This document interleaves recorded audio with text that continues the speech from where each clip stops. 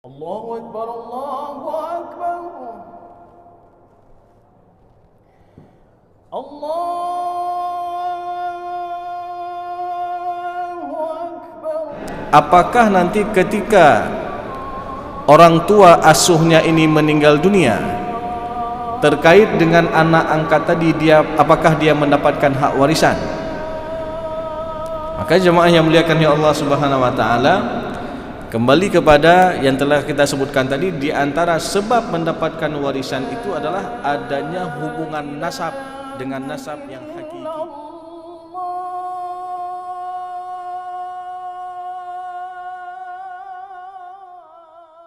Bismillahirrahmanirrahim. Assalamualaikum warahmatullahi wabarakatuh. Alhamdulillah alladzi bi ni'matihi tatimmus shalihat wa bi fadlihi tatanazzalul barakatu wal khairat wa bi taufiqihi tatahaqqaqul maqasid wal ghayat. Asyhadu an la ilaha illallah wa asyhadu anna Muhammadar Rasulullah. Allahumma salli wa sallim ala Sayyidina Muhammad wa ala alihi wa sahbihi ajma'in, amma ba'du. Kaum muslimin dan kaum muslimat, sidang jamaah salat maghrib yang dimuliakan ya Allah Subhanahu wa taala, serta seluruh pendengar Radio Baitur Rahman, Radio RRI dan radio swasta yang lainnya dimanapun anda berada. Pertama-tama marilah kita memanjatkan puji dan syukur kita kepada Allah Subhanahu wa taala yang masih memberikan kita nikmat iman, nikmat sehat dan juga nikmat kesempatan sehingga pada malam berbahagia ini kita bisa melangkahkan kaki kita menuju ke rumah Allah kita cintai ini untuk bisa melaksanakan salat maghrib secara berjamaah. Sembari juga kita niatkan i'tikaf, kita pelajari ilmu agama, kita pelajari kebaikan-kebaikan. Mudah-mudahan amalan ini semua menjadi asbab diberatkan timbangan kebaikan kita di hari akhir nanti. Salawat dan salam tak lupa pula kita sampaikan kepada Nabi Muhammad sallallahu alaihi wasallam, Rasulullah sebagai qudwah hasanah, Rasulullah sebagai suri tauladan yang baik yang patut kita contohi dalam kehidupan kita sehari-hari. Bapak Ibu yang muliakan ya Allah Subhanahu wa taala, kembali menyambung kajian kita yang masih membahas seputar problematika pembagian harta warisan, hibah dan wasiat di dalam Islam. Dan bicara berkaitan dengan permasalahan kewarisan, berarti kita membahas tentang sebuah kasus yang tidak pernah akan ada habis-habisnya selama di sana ada berlaku kematian, ada keluarga yang ditinggalkan ataupun kerabat yang ditinggalkan, dan ada harta yang disimpan. Jadi kalau tiga hal ini terjadi, maka di sanalah berlaku permasalahan kewarisan. Dan jemaah yang muliakan ya Allah Subhanahu wa taala, di antara syarat ataupun sebab-sebab mendapatkan kewarisan itu adalah adanya hubungan kekerabatan, adanya hubungan nasab dengan nasab yang hakiki. Berarti ketika ada seseorang ini ada hubungan darah antara pewaris dengan ahli waris, maka di sana mereka memenuhi sebab mendapatkan kewarisan. Namun jemaah yang muliakan ya Allah Subhanahu wa taala, dalam beberapa kasus yang sering juga terjadi dalam masyarakat, tatkala ada orang yang mengadopsi anak, ada orang yang mengangkat anak, dirawat dari bayi misalkan ataupun dari umur 10 hari anak ini lahir, diambilnya lalu dirawatnya, kemudian dikasih makan, kemudian dikasih pendidikan sampai anak ini dewasa. Tentu menjadi sebuah pertanyaan, apakah nanti ketika orang tua asuhnya ini meninggal dunia, terkait dengan anak angkat tadi, apakah dia mendapatkan hak warisan? Maka jemaah yang muliakan ya Allah Subhanahu wa taala, kembali kepada yang telah kita sebutkan tadi, di antara sebab mendapatkan warisan itu adalah adanya hubungan nasab dengan nasab yang hakiki, adanya hubungan darah. Berarti kalau kita mengangkat seorang anak yang di sana tidak ada hubungan kekerabatan, tidak ada hubungan darah, maka antara mereka ini tidak saling mewarisi. Lalu bagaimana juga? Boleh nggak kita berikan harta kepada anak tersebut, anak angkat itu? Boleh diberikan secara pemberian hibah ataupun wasiat. Ya, kalau ini diberikan secara pemberian hibah ataupun wasiat, ini diperbolehkan dengan catatan tidak boleh diberikan seluruh harta dari orang tua angkatnya ini kepada anak angkat. Ya, jadi nggak boleh semua harta. Walaupun dalam masyarakat terkadang kita juga mendengar kasus, ya, Ustadz ini karena saya sudah ambil dia dari kecil, kemudian sampai dia dewasa, lalu waktu saya sakit-sakitan dia yang rawat saya, apa salahnya saya berikan semua harta kepada anak ini? Nah, ini tentu tidak diperbolehkan, ya. Diperbolehkan diberikan lebih daripada sepertiga atas dasar keizinan daripada ahli waris inti daripada seorang yang meninggal tersebut. Misalkan ada orang ini meninggal dunia, dia punya anak angkat, dan almarhum ini dia punya saudara dan saudari kandung. Nah, apabila saudara dan saudari kandung daripada almarhum ini setuju terhadap wasiat yang diberikan lebih daripada sepertiga kepada anak angkat tersebut, maka ini boleh jalan. Tapi kalau enggak ada izin daripada ahli waris inti, maka wasiat tersebut hanya boleh dilaksanakan maksimal, yaitu 1/3. Dan batasan maksimal wasiat ini diketahui daripada hadis Rasulullah SAW, yang mana ketika salah seorang sahabat Rasulullah SAW bernama Sa'ad bin Rabi' itu ingin memberikan pemberian kepada ataupun ingin memberikan pemberian hartanya untuk kemaslahatan umat hampir 70%. Jadi Sa'ad bin Abi Waqqas, ya, maaf bukan Sa'ad bin Rabi. Kalau Sa'ad bin Rabi itu kasus berkaitan dengan turunnya ayat tentang masalah warisan. Tapi Sa'ad bin Abi Waqqas ketika itu beliau ingin memberikan seluruh hartanya ini untuk kemaslahatan umat, dan ditanyakan kepada Rasulullah, "Ya Rasulullah, ana dzu malin, saya seorang yang hartawan ya Rasulullah, dan saya tidak punya keturunan kecuali hanya satu orang anak perempuan saja. Bolehkah saya wasiatkan 2/3 daripada harta saya untuk kemaslahatan umat?" Maknanya 2/3 ini hampir 70%, ya, ingin dikasih untuk kemaslahatan umat. Lalu Rasulullah katakan enggak boleh. Setengahnya ya Rasulullah, 50%-nya enggak boleh juga, kata Rasulullah. Sepertiganya ya Rasulullah. Maka Rasulullah SAW mengatakan ats-tsuluts waats-tsulutsu katsir, 1/3 dan 1/3 itu sudah sangat banyak. Innaka intazar warathaka aghniya khairum min an tadahum 'alatan yatakaffafuna an-nas. Jadi jikalau engkau meninggalkan ahli warismu dalam keadaan berkecukupan, itu lebih baik daripada engkau meninggalkan ahli warismu dalam keadaan papa meminta-minta. Karena kenapa? Karena pelaksanaan wasiat tersebut dilakukan sebelum harta itu dibagi untuk ahli waris. Kita sudah pernah menjelaskan beberapa urutan sebelum harta itu dibagikan untuk ahli waris. Kalaulah misalkan kita contohkan seorang meninggal dunia, setelah dihitung harta peninggalannya, kita contohkan saja misalkan ada nilainya 20 juta misal, ya. Apakah dari 20 juta tersebut langsung dibagi untuk ahli waris? Tidak. Ada kewajiban-kewajiban terhadap harta. Adapun kewajiban yang pertama adalah untuk biaya fardu kifayah, tajhiz mayit, ya, persiapan pemakaman almarhum, mulai dari pembelian kafan, transportasi ambulan, tanah kuburan dan lain sebagainya. Ya, ini kalau tidak ada yang menanggung, diambil daripada harta peninggalan almarhum. Jadi katakanlah misalkan dari 20 juta harta peninggalan almarhum, habis biaya beli kafan dan lain sebagainya, untuk biaya pemakaman almarhum katakanlah 2 juta. Berarti harta itu berkurang. Berarti 20 juta kurang 2 juta, tinggal 18 juta. Kemudian ada kewajiban yang kedua. Kewajiban yang kedua adalah melunasi hutang-hutang almarhum. Dan hutang ini kata para ulama ada dua macam. Ada hutang berkaitan dengan hak Allah dan ada hutang yang berkaitan dengan hak manusia. Hutang yang berkaitan dengan hak Allah itu termasuk salah satu contohnya adalah selain daripada nazar, termasuk zakat.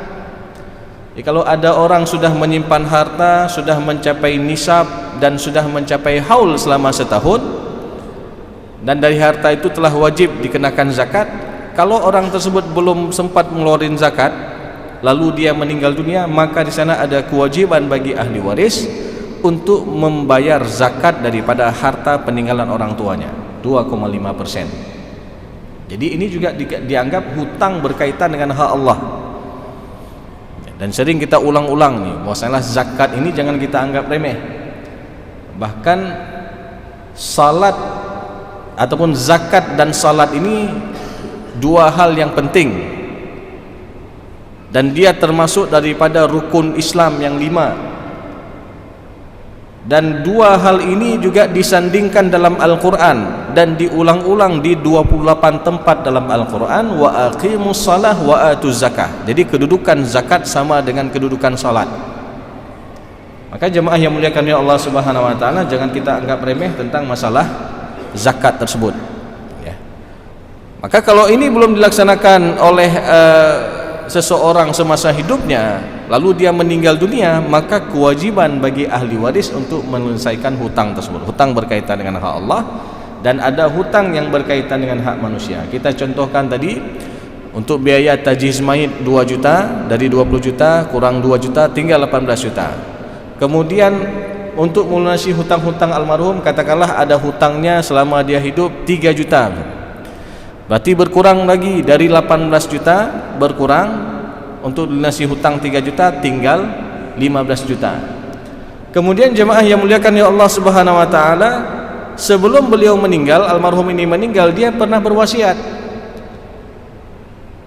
Nak, kalau ayah mak meninggal, tolong nanti dari harta ayah, dari harta mak keluarkan sepertiga untuk kemaslahatan umat. Kasih buat masjid, mau kasih buat panti asuhan untuk lembaga pendidikan agama, sepertiga dari total harta.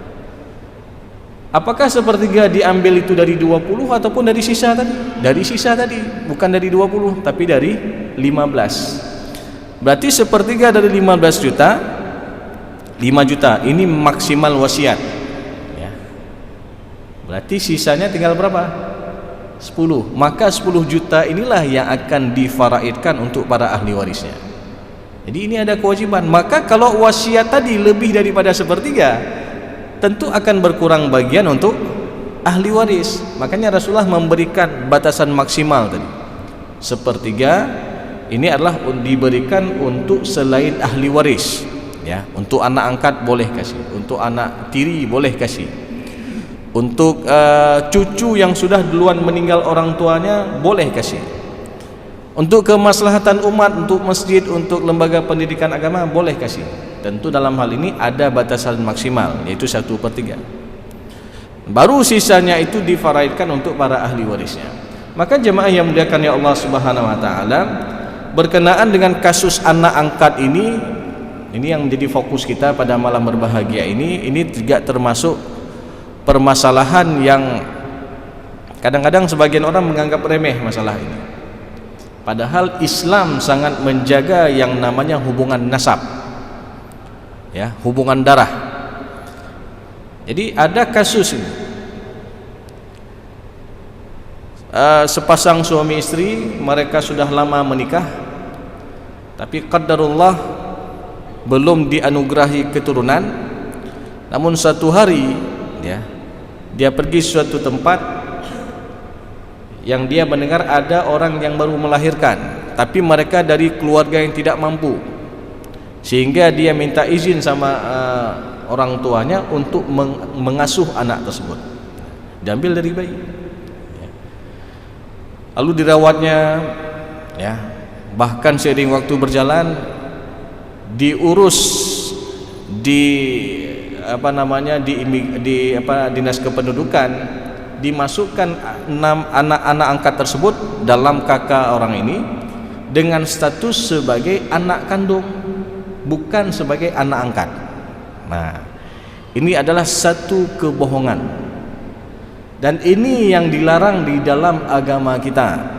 Sekali lagi, Islam sangat menjaga yang namanya hubungan nasab, ya. Bahkan jemaah yang muliakan ya Allah Subhanahu wa taala, kalau kita lihat secara dalil tentang permasalahan anak angkat ini juga diatur di dalam surat Al-Ahzab ayat yang keempat, di mana Allah Subhanahu wa taala berfirman, "Wa ma ja'ala ad'iyaakum abna'akum dzalikum qaulukum bi afwahikum wallahu yaqulul haqq wa huwa yahdis sabil." Jadi ayat ini yang maknanya Allah Subhanahu wa taala ataupun dan dia pun tidak menjadikan anak angkatmu itu sebagai anak kandungmu sendiri. Wa ma ja'ala ad'iyaakum abna'akum. Jadi ini yang tidak diinginkan dalam Islam. Jangan kita jadikan anak angkat itu sebagai anak kandung kita sendiri. Jangan. Dzalikum qaulukum bi afwahikum. Yang demikian itu hanyalah perkataan di mulutmu saja. Jadi orang mengklaim, oh itu anak saya, padahal itu bukan anaknya, ya. Yang diambil, yang diasuh dari bayi misalkan, ya. Kemudian wallahu yaqulul haq wa huwa yahdis sabil, dan Allah mengatakan sesuatu yang hak dan dialah yang menunjukkan jalan yang benar. Bahkan nanti lanjutan ayatnya apa? Ud'uuhum liabaihim, panggillah nama anak-anak angkatmu itu dengan nama bapak-bapak mereka. Huwa aqsatu indallah, dan itu lebih adil di sisi Allah Subhanahu wa taala. Karena ini juga terjadi di masa Rasulullah sallallahu alaihi wasallam, ketika Rasulullah sallallahu alaihi wasallam mengangkat Zaid bin Harithah sebagai anak angkat Rasulullah sallallahu alaihi wasallam. Dan waktu itu saking dekatnya Zaid bin Harithah dengan Rasulullah sallallahu alaihi wasallam, waktu itu mereka memanggil sudah Zaid bin Muhammad, kan lagi anak Nabi Muhammad. Nah, jadi sudah Zaid bin Muhammad. Ketika panggilan itu terjadi, langsung turun firman Allah tadi dalam surat Al-Ahzab ayat yang keempat dan ayat yang ketiga dan ayat yang keempat. Ud'uuhum liabaihim, panggillah nama anak-anak angkatmu itu dengan nama bapak-bapak mereka. Jadi ini jemaah yang muliakan ya Allah Subhanahu wa taala. Namun yang terjadi dalam masyarakat, apa yang terjadi? Kadang ada orang yang menyembunyikan orang tua aslinya. Ketika kita tanya, oh nya anak angkat, maaf pementang na urang cik mentang. Anak angkat ini apakah masih hidup orang tuanya? Masih, Ustaz. Ataupun kadang-kadang ada yang malu menjawabnya, ya. Padahal ini harus dikasih tahu. Apalagi misalkan anak tersebut sampai tidak mengetahui siapa saudara kandung yang aslinya, ya. Jadi kadang orang tua aslinya itu punya berapa orang anak, katakanlah ada 6 ataupun 7 orang anak. Kebetulan yang satu ini diasuh sama orang lain, sampai anak ini nggak mengetahui siapa abang dan adik-adiknya yang sekandung dengannya. Dan inilah yang sering terjadi. Sampai-sampai apa? Ada yang pernah terjadi perkawinan sedarah ataupun incest, ya. Karena dia nggak tahu rupanya itu adalah adik kandungnya sendiri yang dia nikahi. Karena kenapa? Karena sudah dari awal mereka dipisahkan dan tidak diberitahukan tentang kebenaran yang aslinya itu bagaimana. Jadi apalagi dengan kecanggihan teknologi hari ini, saling kenal-kenalan mungkin di media sosial, ya, sudah dekat, akhirnya secara nggak langsung mereka sampai menikah, ya. Padahal yang dinikahi itu adalah adik kandungnya sendiri. Maka ini jemaah yang muliakan ya Allah SWT yang kita khawatirkan. Kenapa Islam sangat menjaga yang namanya hubungan nasab? Kenapa Islam sangat menjaga yang namanya hubungan kekerabatan tadi, ya? Bahkan hubungan ataupun nasab ini juga termasuk tujuan daripada syariat Islam yang 5, hifzun nasal, untuk menjaga keturunan, menjaga nasab, ya. Jadi jemaah yang muliakan ya Allah Subhanahu wa taala, dan sering juga kita sampaikan bahwasanya dalam permasalahan mengangkat anak ini, dari awal mereka sudah melakukan kebohongan lah. Dibuat statusnya sebagai anak kandung, padahal itu adalah anak angkat. Ini adalah satu kebohongan. Kebohongan ini berkelanjutan kapan? Kalau anak ini sudah beranjak dewasa, ya. Kalau yang diangkat ini anak perempuan, tentu ini bukan mahram bagi orang tua angkat yang laki-laki. Kalau yang diangkatnya ini adalah anak laki-laki, tentu ini bukan mahram bagi ibu angkatnya. Ada batasan-batasan yang harus dijaga. Oh, kenapa ustaznya anaknya dari Ubud kamu rawat? Ya, walaupun dari kecil kita rawat, ini tidak ada hubungan darah, tidak ada hubungan nasab. Ada batasan-batasan yang harus dijaga. Maka jemaah yang muliakan ya Allah Subhanahu wa taala, kadang-kadang kebohongan ini berkelanjutan lagi. Kapan? Kalau misalkan anak yang diangkat anak perempuan, kemudian ketika menjadi anak perempuan ini sudah balik, sudah dewasa, dan dia mau menikah. Nah, pertanyaannya, apakah boleh nanti anak angkat ini ataupun orang tua angkat ini menjadi wali nikah? Kan kehanjit. Ya. Dan kebohongan berkelanjutan lagi kapan? Dalam permasalahan kewarisan. Yang mana anak angkat ini dia tidak berhak mendapatkan warisan, tapi dia boleh diberikan secara pemberian hibah ataupun wasiat. Jadi ini jemaah yang muliakan ya Allah Subhanahu wa taala, kalaupun ada yang sudah terlanjur hari ini, ya, di ceramah ini kita tidak menyudutkan orang yang sudah mengangkat anak dan ini itu tidak. Tapi ini kita jelaskan secara hukum. Bagaimana Islam ini memberikan aturan-aturan yang sedemikian rupa. Bahkan bukan hanya itu, tadi kita telah sampaikan Rasulullah sendiri, ya, ketika para sahabat memanggil anak angkat Rasulullah dibinkan atas nama Rasulullah, Zaid bin Muhammad tadi, langsung datang teguran dari Allah. Dan ini sudah ada contoh dalam Al-Quran. Ud'uuhum liabaihim, panggillah anak-anak angkatmu itu dengan nama bapak-bapak mereka. Lalu kalau ada yang tanya, Ustaz, kami sudah terlanjur mengangkat seorang anak nih, kira-kira kapan waktu terbaik untuk memberitahukan yang sebenarnya? Nah, kan ini jadi sebuah pertanyaan juga. Kadang-kadang harus kita jaga juga psikologi anak ini. Harus kita fahamkan dia. Kalau dia sudah benar-benar matang, lalu kita sampaikan ini, ya. Dan cara menyampaikan ini pun harus secara baik-baik. Kita jelaskan bahwasanya dulu orang tua kandungnya tidak ada niat untuk katakanlah melepas tanggung jawab.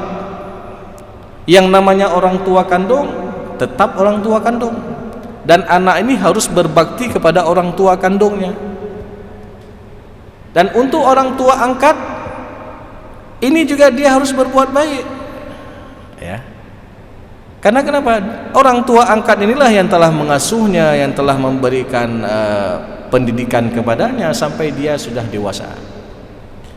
Kadang-kadang orang kurang matang, ya. Menan itu perih anak angkat, dia lari semua, ya. Lari nggak tahu arah kemana. Padahal ya, Islam memberikan solusi dalam hal ini.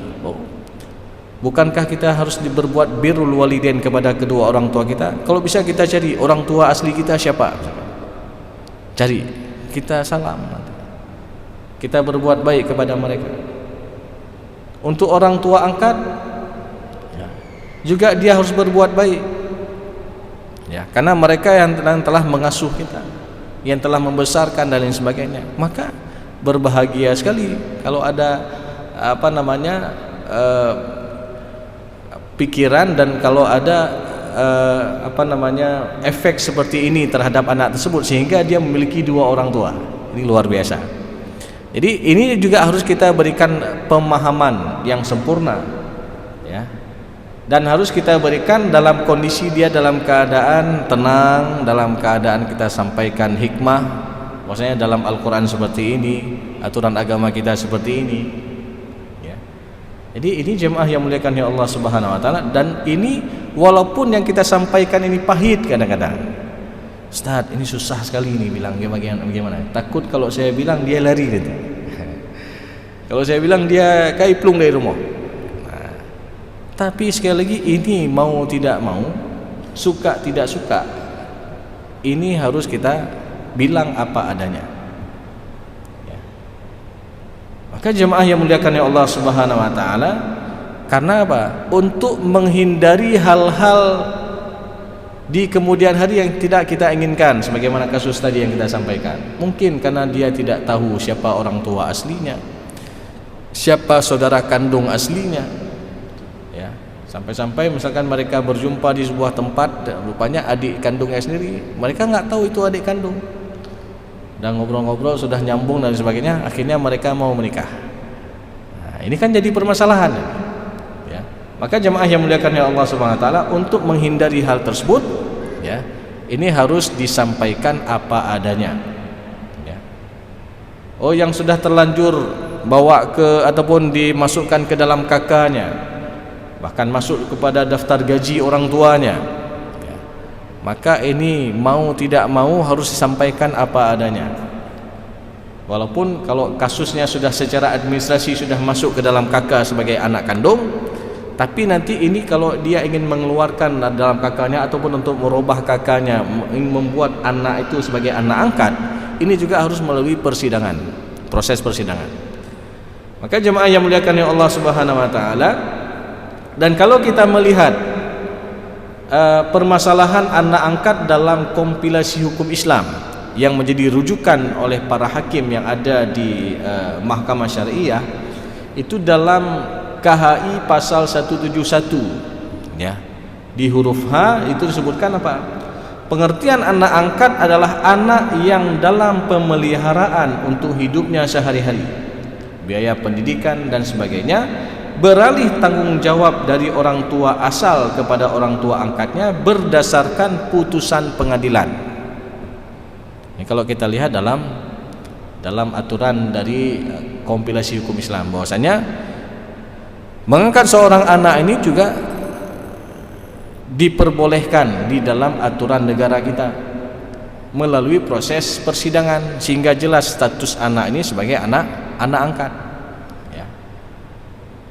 Jadi biar jelas tertulis, jangan sampai nanti saling mengklaim, yang satu mengatakan ini anak kandung diambil dari kecil dan sebagainya, yang satu lagi mengatakan ini anak angkat dan sebagainya. Maka kalau secara hukum negara itu berdasarkan putusan pengadilan. Jadi putusan pengadilan ini adalah untuk memastikan bahwa pengangkatan anak itu dilakukan secara sah dan sesuai dengan ketentuan hukum, ya, sesuai dengan ketentuan hukum. Jadi ada pencatatan secara hukum. Dan juga jemaah yang muliakan ya Allah Subhanahu wa taala, keputusan pengadilan ini juga diperlukan untuk apa? Untuk melindungi hak-hak anak angkat tersebut, termasuk hak untuk mengetahui identitas orang tua kandungnya. Ini yang sangat penting. Jadi kalau tidak ada putusan daripada pengadilan tentang pengangkatan anak, nah ini juga kadang-kadang jadi problematika, ya. Nggak ada pencatatan, mereka ambil dari kecil, ya. Sampai di kakaknya dibuat sebagai anak kandung. Nah, ini kalau memang diklaim nanti, nggak dapat warisan, ya, karena dikatakan oleh orang tuanya, orang tua angkatnya, kamu bukan anak kandung saya. Karena dia nuntut hak warisan dari orang tua angkatnya ini, karena dia memegang yang tertulis di di dalam KK tersebut secara administrasi. Dalam hal ini sah-sah saja kalau dia ingin menuntut, ya, karena dipegang itu. Makanya ini jadi permasalahan di kemudian hari, ya. Maka oleh karena itu jemaah yang muliakan Allah Subhanahu wa taala, tentu hukum yang ada di negara kita ini adalah untuk mengangkat permasalahan khilafiyah, sama seperti pencatatan pernikahan, ya. Dalam sebuah pernikahan itu harus tercatat. Kalau tidak tercatat, ini dikhawatirkan ada hak-hak dari sebuah pasangan itu yang diabaikan. Yang dalam hal ini banyak dirugikan adalah hak perempuan.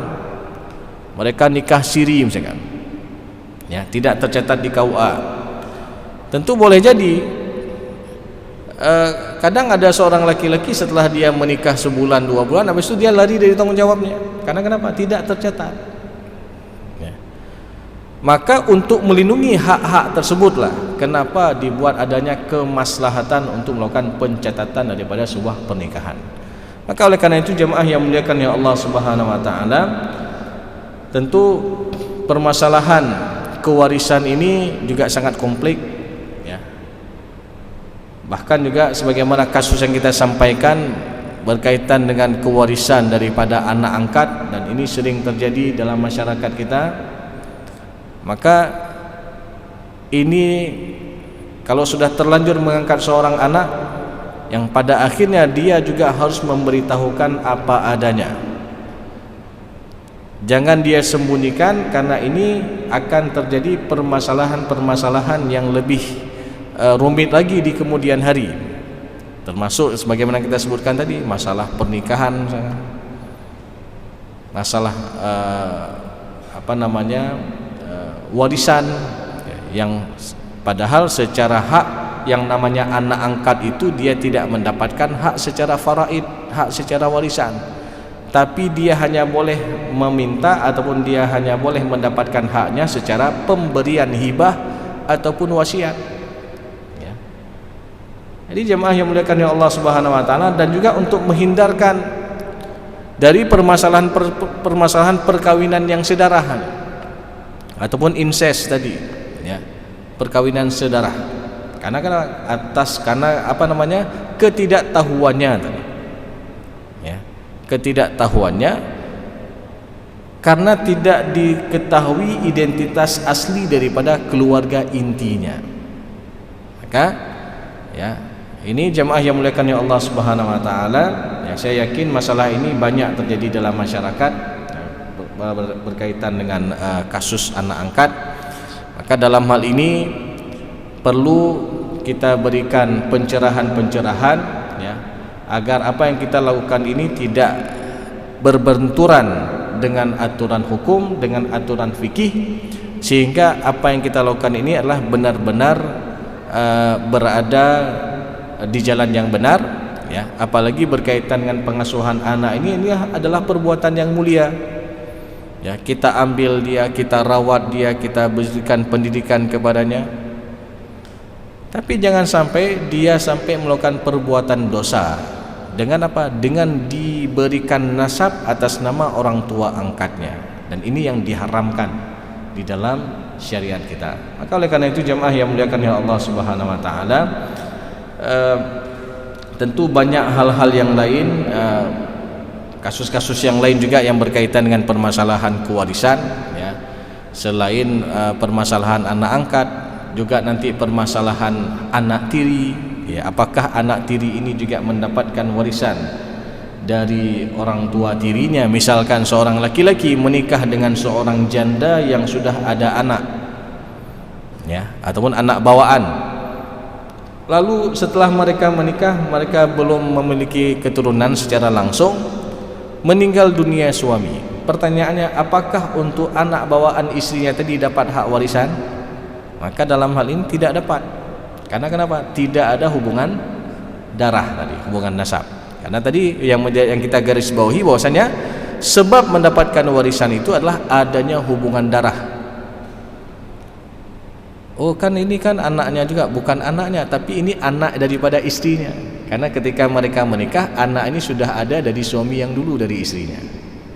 Ya, sehingga anak ini ketika nanti ayah tirinya itu meninggal dunia, secara hak faraid dia tidak dapat, tapi dia boleh diberikan secara pemberian hibah ataupun wasiat. Karena sekali lagi bicara wasiat itu diberikan untuk selain ahli waris.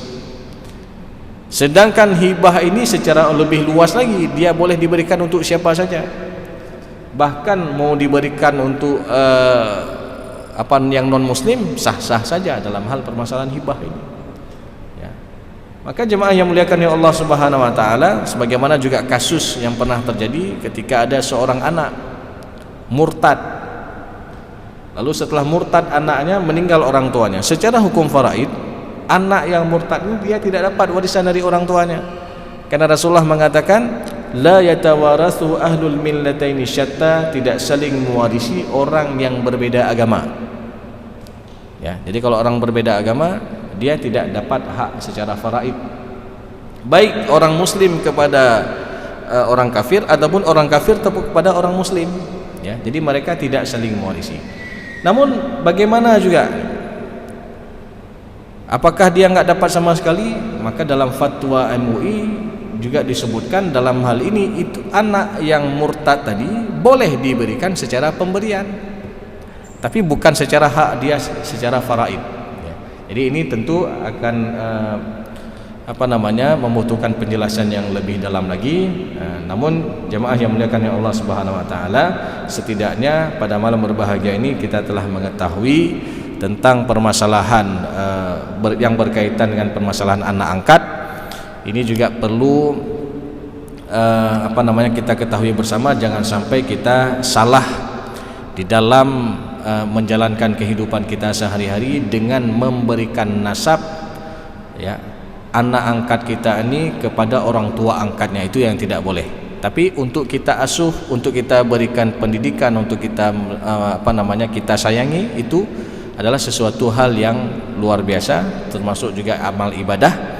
Tapi yang diharamkan itulah memberikan nasab atas nama orang tua angkat, karena yang namanya nasab, Islam sangat menjaga yang namanya hubungan nasab dan hubungan darah.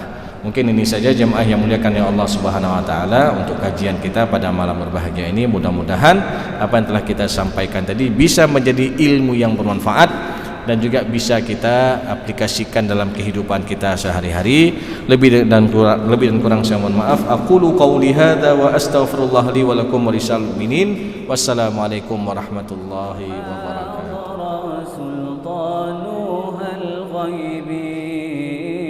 أنت إمام الحاضرة سلطانها الغيب